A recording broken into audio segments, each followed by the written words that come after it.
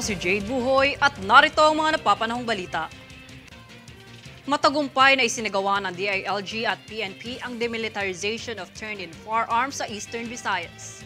Ayon kay DILG Secretary Benhur Abalos, ang pagsira ng mahigit 50 baril ay parte ng Joint Regional Task Force to End Local Communist Armed Conflict. Naniniwala naman si Abalos na paraan ito upang mapabuti ang kalidad ng komunidad at maigsan ang digmaan sa bansa. Ang mga baril na sinira ay mula sa mga dating rebelde.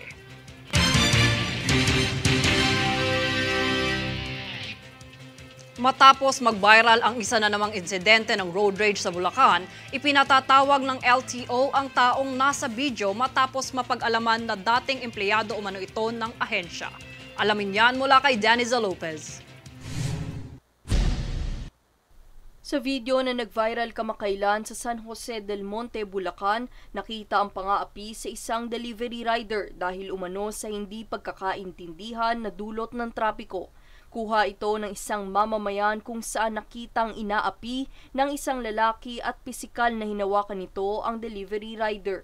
Napag-alaman namang dati palang empleyado ng Land Transportation Office o LTO ang agresibong lalaki sa video na nagngangalang Gregorio Glin. Pahayag ni LTO Chief Assistant Secretary Attorney Vigor Mendoza II, ipinatawag na ito ng ahensya kung saan nararapat na magpakita sa Central Office si Glin bilang bahagi ng investigasyon sa insidente. Dagdag pa niya, matagal na ring umano na sibak sa pwesto ang dating opisyal bago pa man mangyari ang insidente, kung saan inabisuan din ni Mendoza si retired Police General at LTO Region 3 Director Ronnie Montejo na huwag na muling tanggapin sa LTO si Glin kung sakaling mag-apply ito sa trabaho. Kasalukuyan namang nagsumite na ng show cause order ang LTO at ipapatawag din ang delivery rider sa video bilang witness, kung saan siniguro ni Mendoza na agad aksyonan ito ng ahensya at idadaan sa legal na proseso. Daniza Lopez nag-uulat para sa One Media Network.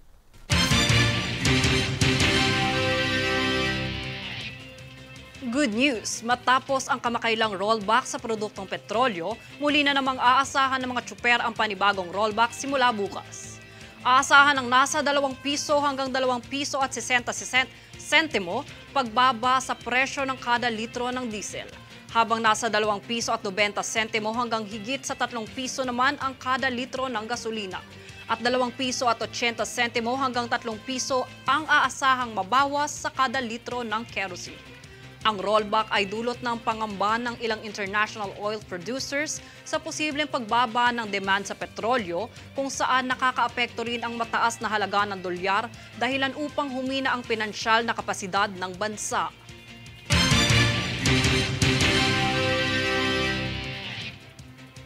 Kami ang boses ng pagbabago. Ako si Jade Buhoy at ito ang News Force. Sa ulo ng mga balita, ilang klase kanselado dahil sa nararanasang Taal Fog. Mga biktima sa Baho de Masinloc humingi ng hustisya bunsod ng trahedya. Batas para sa benepisyo ng mga military veterans isinabatas na ng Senado. BI inaasahang gumamit ng body cams bago matapos ang 2023. Seguridad ng mga OFW sa Israel tinututukan ng gobyerno. Dating empleyado ng LTO na sangkot sa viral road rage ipinatatawag na ng LTO. Patas at pantay na balita. Komprehensibong ulat para sa pulso ng masa. Ito ang News Force.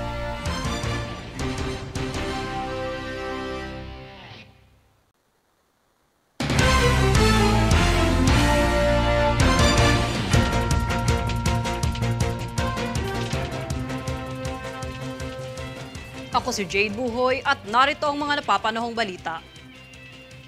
Nagbabala ang Department of Education o DepEd sa publiko, lalo na sa mga guro laban sa car loan scam na tinatawag na labas kasa o assume balance o loan accommodation. Sa isang advisory, binanggit ng DepEd na may nadiskubre pang ilang kaso ng scam na target ang mga guro sa pampublikong paaralan. Nangako ang DepEd na patuloy na makikipagtulungan sa mga otoridad para mahuli ang mga nasa likod ng scheme na nagsasagawa ng debriefing, counseling at psychological first aid sa mga biktima.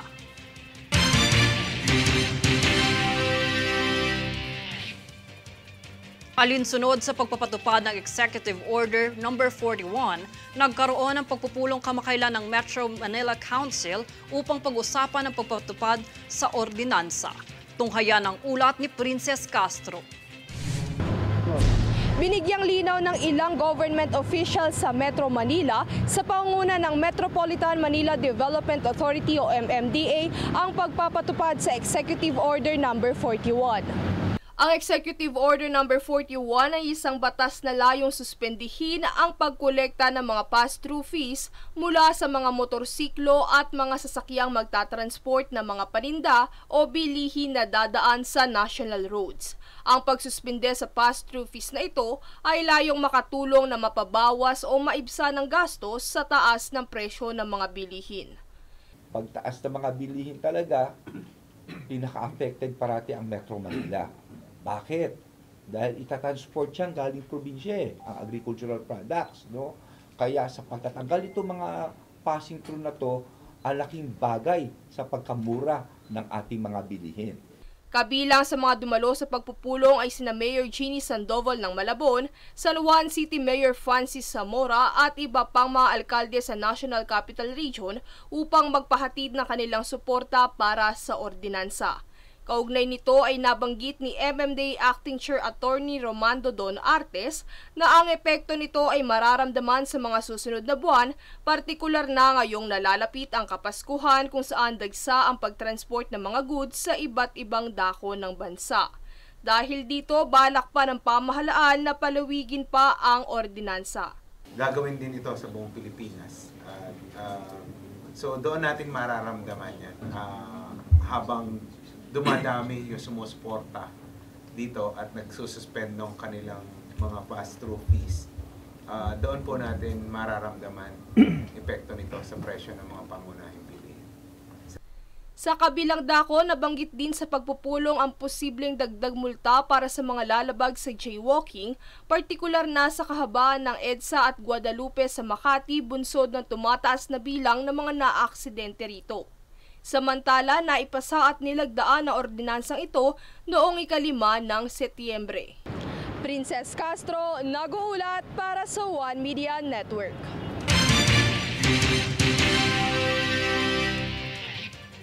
Nagdeklara ang ilang lokal na pamahalaan sa ilang probinsya ng kanseladong klase dahil sa patuloy na pagbubuga ng Bulkang Taal ng volcanic smog.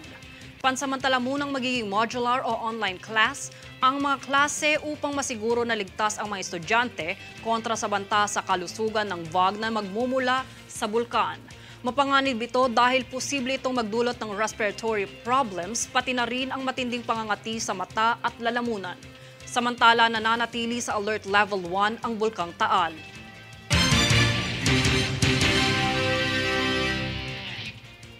Kami ang boses ng pagbabago. Ako si Jade Buhoy at ito ang News Force. Sa ulo ng mga balita, ilang klase kanselado dahil sa nararanasang Taal VOG. Mga biktima sa Baho de Masinloc humingi ng hustisya bunsod ng trahedya.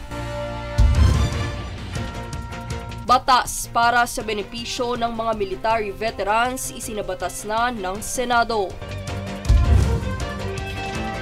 BI inaasahang gumamit ng body cams bago matapos ang 2023.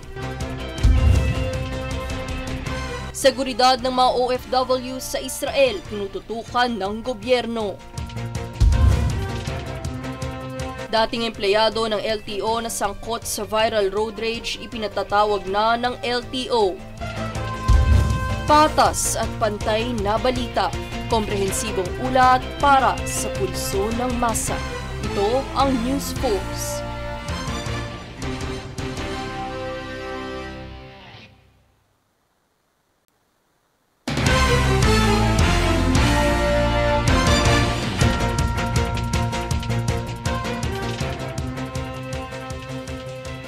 Ako si Jade Buhoy at narito ang mga napapanahong balita. Wala pang indikasyong maibaba ang Alert Level 3 status ng Bulkang Mayon dahil sa patuloy nitong aktibidad ayon sa PHIVOLCS. Ayon kay resident volcanologist Paul Alanis, hanggat nananatiling higit sa normal ang bilang ng pyroclastic density currents, volcanic earthquakes, rockfall events at sulfur dioxide emission ng Mayon, mananatili ang status ng Alert Level 3 ng bulkan.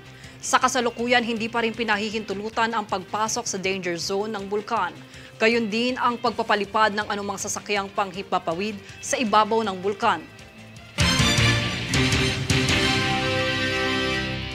Upang mapaigting ang seguridad ng immigration areas, pati na rin ang pagmamanman sa mga empleyado ng airport, pinatupad ng BI ang paggamit ng body cams. Narito ang buong detalye. Nagpahayag si Bureau of Immigration o BI Commissioner Norman Tansinco na ang kanilang ahensya ay naghahandang magpatupad ng paggamit ng body cameras para sa mga secondary inspectors. Ang mga kamera na kanilang gagamitin ay may kapasidad na makapag-livestream upang mabantayan ang mga gawain ng mga airport personnel. Aniya, kanila nang sinimulan ang procurement process nito upang maibahagi ang body cameras bago ang katapusan ng taon. Paliwanag niyang mas masisigurado nitong epektibo ang pamamalakad ng mga opisyal upang magkaroon sila ng pananagutan bilang tagapagpatupad ng batas. Dagdag niyang mapapabilis din ito ang proseso ng pag-iimbestiga para mas mapaigting ang kaligtasan ng mga mamamayan.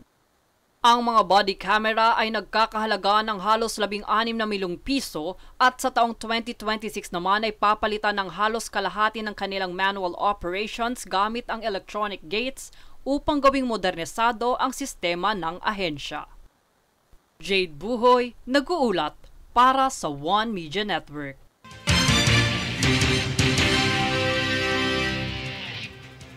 Bilang bahagi ng selebrasyon sa National Teachers Month, namahagi ang Taguig City ng tablets sa mahigit 6,000 guro sa pampublikong paaralan.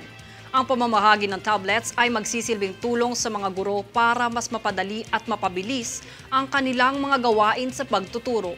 Ipinahayag naman ni Taguig City Mayor Lani Cayetano na nagsisilbi itong pasalamat sa mga guro sa patuloy nilang pagsiserbisyo na gabayan at magbigay kaalaman sa mga mag-aaral.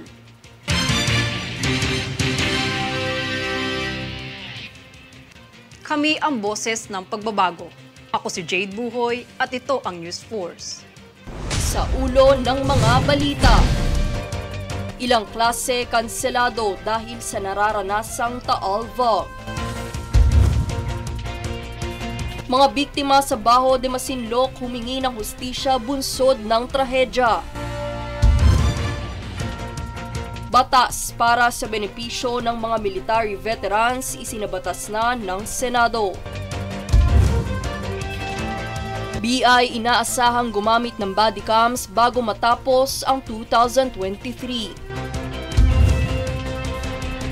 Seguridad ng mga OFW sa Israel tinututukan ng gobyerno.